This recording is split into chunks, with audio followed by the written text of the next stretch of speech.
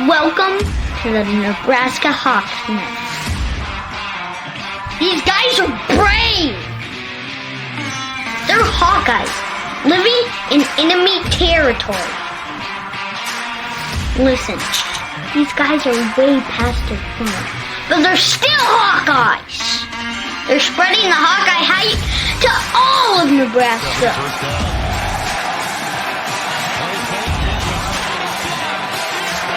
The frost advisory is canceled. Corn Huskers, more like corn suckers. Are you ready for this podcast? Let's go Hawks!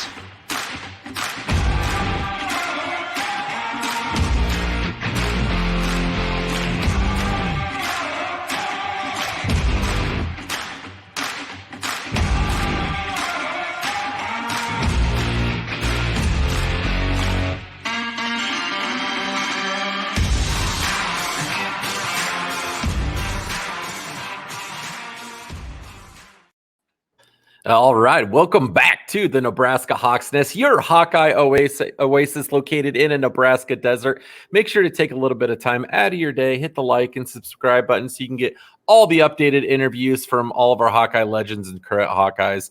Right now, we have former Iowa Hawkeye wide receiver, former NFL wide receiver, current Hollywood stuntman. I mean, I'm just getting winded talking about all this, and producer of the new documentary On the Shoulders of Giants.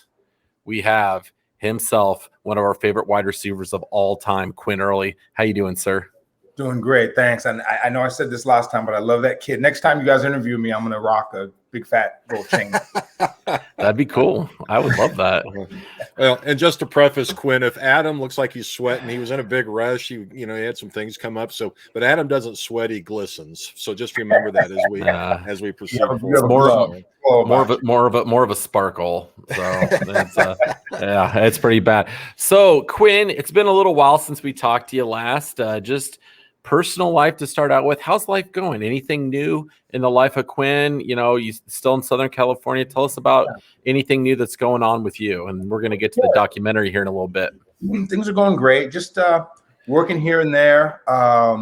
Went out to New Mexico. I went and did some reshoots on a Western that I was working on. It's called The Harder They Fall. It'll be coming out on Netflix in the next couple of months here. Just worked on Star Trek Picard, which is a bucket list. I'm a Star Wars, Star Trek, Marvel Universe geek. So anytime I get to work on one of those type shows, it's a lot of fun. That's cool. And live long and prosper. But just been kind of hanging, working out a little bit, just working on some of my other projects. I've been working on some full-length feature film scripts, and got a couple of things in the works there. So hopefully I get to make a movie at some point. And I really want to make a movie about what we're going to talk about, the Frank Kinney Holbrook story. I wrote a screenplay for that first. So I did that, but then I wanted to get his story out there. So that's why I pursued the documentary, but just got a lot of irons in the fire and just, really just enjoying life. All right. Well, I'm not sure Adam and I have accomplished maybe but a couple of things since the last time we talked about. So again, like last time, you're making us not feel good about ourselves. But anyway, Quinn, take us back through. You talked about it a little bit before, but go ahead and take us back through the background of this documentary. How did you come upon the Frank Kinney Holbrook subject matter? And we'll talk about it again later too, about the proceeds going to the Anna Early Foundation for Alzheimer's. Mm-hmm. But how did this whole project start for you? So about a little over 2 years ago, I had a producer contact me they were making a movie about Niall Kinnick, who was, the first and only Heisman Trophy winner from Iowa. Asked me if I wanted to be involved, and we discussed it. And when I got off the phone, I just started clicking around the internet and came across this picture. It was an old picture of, I didn't even know what team it was. It was just, I just saw this black kid down in the corner of the picture, and I clicked on the picture, and it was the 1895 Iowa Hawkeyes. And I was like, what the, and who's this kid right here? And just, started doing some research and found out it was Frank Kinney Holbrook. And when I started asking people about him, not that many people knew who he was or even had heard of him. And, I reached out to people like Neil Rosendahl, who had written some articles on him. And, there are a few others that have talked about him. So I think it was a collaborative effort to bring awareness to who he was. in being the first Black student athlete to attend the University of Iowa back in 1895. I mean, that's 126 years ago. Wow. It's pretty unbelievable. So about how long ago was that, Quinn? What's been the timeline for how long this has been in production? So actually, the actual documentary, I've been working on it for about a year and a half. I wrote a screenplay based on his life first. But I figured, how long is it going to take me to raise, 10, 15, $20 million to try to make a movie? So I decided to do a documentary just to bring some awareness to his story. So I've been working on that for about a year and a half, and I'm really proud of how it turned out, and I'm looking forward to releasing it so everybody can check it out. Quinn, we're really looking forward to seeing it too. I think Jerry and I will be some of the first guys that'll be clicking on to watch it and buying it.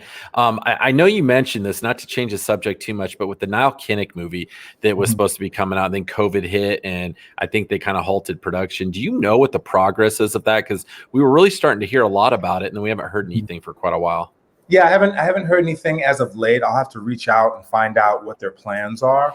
Like you said, with the whole COVID thing, I was actually working on a short film here in California before I started working on the Kinney Holbrook story. And it was we had one more day of shooting left, and everything just shut down, and so I'm going to have to go back and revisit that. So I think that whole deal, like you guys know, it affected everybody. Yeah. Yeah, we figured maybe everything else you got going on, you might be starring in that as well. So yeah, you never know. No, I'm better behind the camera. You could still be one of the college guys, throw on a Letterman's jacket and get on the sideline or like some pads, and you could still go out there and go. But if they ask me to run, though, I'm probably shooting hamstrings across the room at this point. You know what I mean? So, hey, you know how that cinema goes, man. They can make even guys like Jerry and I look good. But.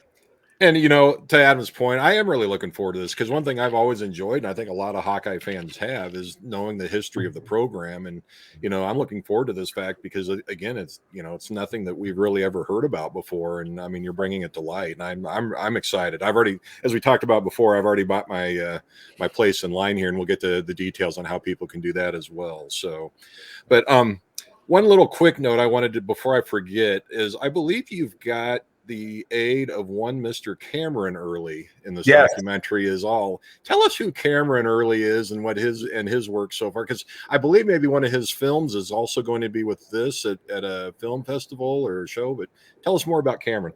Yeah, so Cameron Early, that's my oldest son. He's a super talented kid. He got into stunt. He's a stuntman also, and he got into stunts probably about 5 years ago. And man, his career has really taken off. He actually just got back from Pittsburgh. He was working on a TV show called American Rust. It's with Jeff Daniels, who is one half of the Dumb and Dumber duo. And he was assistant coordinator on that. He was the fight coordinator on the new Marvel's movie, The Eternals, it's with Angelina Jolie. So he's really taken off. Now when I go on set, people are like, "Oh, you're Cameron's dad." And I'm like, "Yeah, absolutely." So I'm super proud of him. His goal is to be a stunt coordinator, and then eventually he'd like to direct some things. The short film that I'd mentioned that we had to stop because of COVID, he was actually the director on that film. So he's just an up and comer, and so be looking for some great things from him. Oh, fantastic! So, give us a timeline upcoming then, Quinn, on the Frank Kinney Holbrook documentary. It's slated for premiere here pretty soon. And what's the upcoming schedule? Film festivals? What's the near future have going for you? So I've entered it in quite a few film festivals. So we will see what happens with that. Hopefully, it can win some awards. I'll be in Iowa that first week in September, and I'll be promoting the film. I'd mentioned to you when we were off the air that I was honored with the invitation to speak on Frank Kinney Holbrook's behalf at the Iowa Hawkeye Athletic Hall of Fame induction ceremony, where he got in. So they wanted me to speak on his behalf. So I'm extremely excited about that. I'm going to go to the game that weekend, and then on Sunday after the game, September the 5th, we're going to have a fundraiser in Tipton, Iowa, which I could provide you guys with the invitation if you want to post it somewhere. Everybody is welcome. Yeah. We're going to do a silent auction, a red carpet. It's going to be a fun night. We're going to have food. Current former Hawkeyes will be in attendance. And the money that I raise from that, I'm going to be donating to the Tipton Historical Society. They want to build a monument of Frank Kinney Holbrook there in Tipton. So I'm going to give the money to them so that they can get that done. All right, Quinn, let's give a little teaser to this documentary. What are some things that Hawkeye fans that would really interest or, spike their interest about Frank Kinney Holbrook, some of his characteristics and some cool things that he's done in his life? Sure. Well, let's start with the fact that, his father was a runaway slave. He ran away from his captors when he was 12, and he ran into the safety of the Union Army. There was this gentleman, Captain Lloyd Dillon, who was from Iowa City. He took in James Kinney Holbrook, that's Frank's father, and he valeted for him during the Civil War. After the war was over, he brought James back to Iowa City. James then moved to Tipton when he became an adult and had his family, Frank Kinney Holbrook. One of the really interesting things is that the Holbrooks were really embraced by the people of Tipton. They raised money so that Frank could go to college. They were a Quaker town. They had an underground railroad right there in Tipton. It's just like there's just so many really cool things, and when he got to Iowa, they didn't have a coach that first year.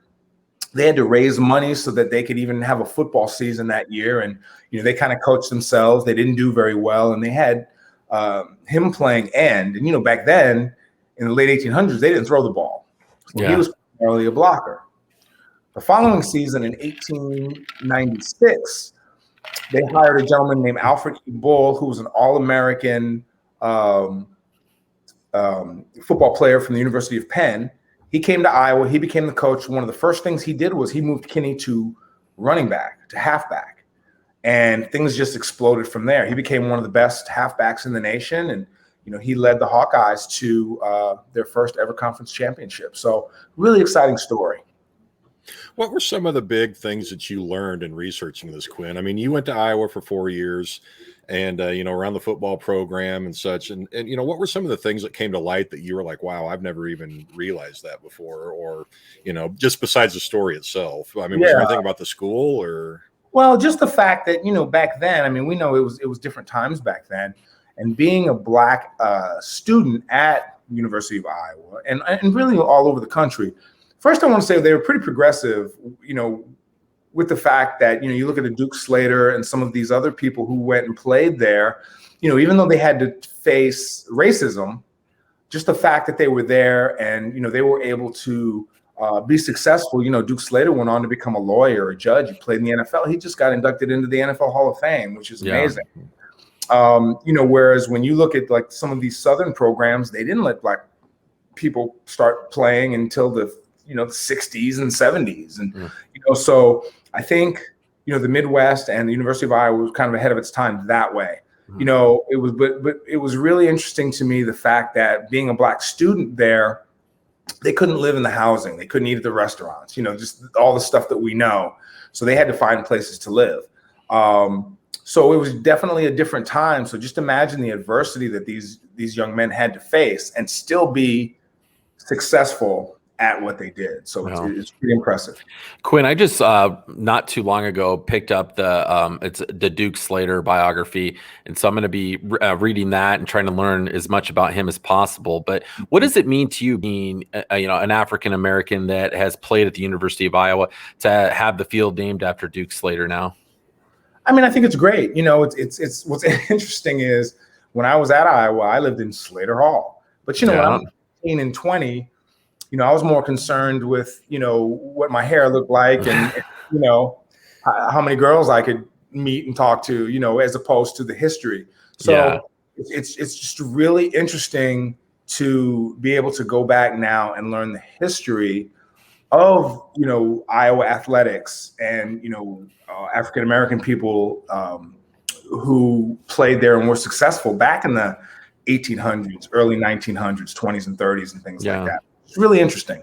There's so much history there that, like, I just feel like since we've been doing the interviews for this last year or so, Jerry, that I feel like I've learned a ton. And, like we mentioned multiple times, like I felt like I know quite a bit as a Hawkeye football fan. There's so much information out there from, like you said, the 20s, 30s, 40s, even before that, of just great stories of former Hawkeyes that, that they're out there. They're out there in books. And so that's kind of been my mission over the last few months, is to obtain some of these books and start to read them. Absolutely. So Quinn, how cooperative was the university then in the production of this? Were they good to work with? Or? Oh my goodness, yeah, they were. It was phenomenal. Ben Hansen, who runs the Legacy Hawk program there at Iowa, he's helped me so much, not with just this project, but with other things as well. But they were very accommodating. I talked to Coach Ferentz about being part of the documentary, and he was excited about it. And it was funny because when I went in with my production team and Coach came out, and he was like, "Can I make you guys some coffee?" And and he was just so nice, and he's just a sweetheart of a guy. And great. My production guy turned to me and he goes, "That's the coach." And then after the interview was over, he walked around with us, and then we were going over to the stadium. We filmed a portion of the documentary in Kinnick Stadium, and Coach was like, "I'll walk over there with you." And we went over there, and then my former teammates Robert Smith and Kerry Burt, I was doing interviews with them, and Coach saw them, and it was like a big love fest. Everybody was hugging and talking and asking about the family and all this stuff. So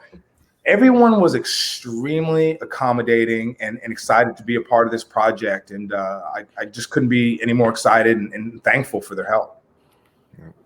So what is the long-term plan then? You've got a plan to do more documentaries and moving on from this, don't you, Quinn? I do. So I want to be able to tell stories about Black athletes in American history whose stories have yet to be told. So I have quite a few planned coming up. I'm talking to a streaming service right now about carrying my documentaries, which I'm really excited about. I don't want to discuss that yet because it's not etched in stone, but I'm really excited about the possibilities. So hopefully you'll be seeing not just this documentary, but a series of documentaries coming up in the near future. Nice. Go ahead, Adam. No, I was going to say, I believe last time we talked to you, there was a little bit of conversation, and correct me if I'm wrong, about the potential of a Duke Slater documentary or something in the future. Yeah, that could be it. Again, my focus is, a lot of people know about Duke Slater. This is a phenomenal story. I think eventually I would love to do one, but I think my goal at this point is to tell stories about people that nobody heard of. Yeah. I think those are important because there are a lot of great stories like that out there, not just at the University of Iowa, but just across the country. Oh yeah, sure. Yeah, and there's got to be tons of phenomenal stories out there to tell that haven't didn't make it to what you might call the mainstream. So we want to back this up because any endeavor of Quinn Early, I can't remember the movie, Adam. It was somebody's like layers. Quinn Early has many layers. So now as we talk about all these productions, but the proceeds from this though, Quinn, are going back to the Ann Early Foundation. Am I correct? Yeah. So I started a foundation in my mother's name. Unfortunately, she passed away from Alzheimer's in 2013. So I started an Alzheimer's foundation, and our doctors are doing some amazing things. We're really focusing right now on actually COVID with regards to dementia because there is a link.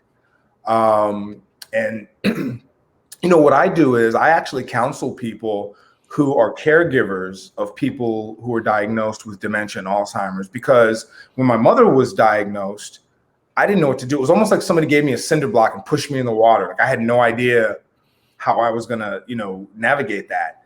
And what I learned some incredible things, and I ended up having although it was really hard, it ended up being an incredible experience to go through that journey with my mother. So I counsel others as far as how do they navigate their mother, their father, their grandparent, whatever it is, whatever the scenario, through the journey of dementia and Alzheimer's. So yeah, so it's the Ann Early Intervention Foundation.org is the name of it. And we're doing some great things. So I'm excited. Go ahead, Adam. Hey, Quinn, can you tell us again, just remind everybody how they can watch this documentary, when it's going to come out, and where they can go to see it and how much it costs? Absolutely. So if you go to frankkinneyholbrook.com, just one long word, frankkinneyholbrook.com. There's right on that first page, there is a pre-order the Shoulders of Giants button. It's as easy as clicking on that. It's $2.99 to rent it, and I believe $4.99 to purchase it. And again, 100% of the proceeds from that goes to my Alzheimer's Foundation.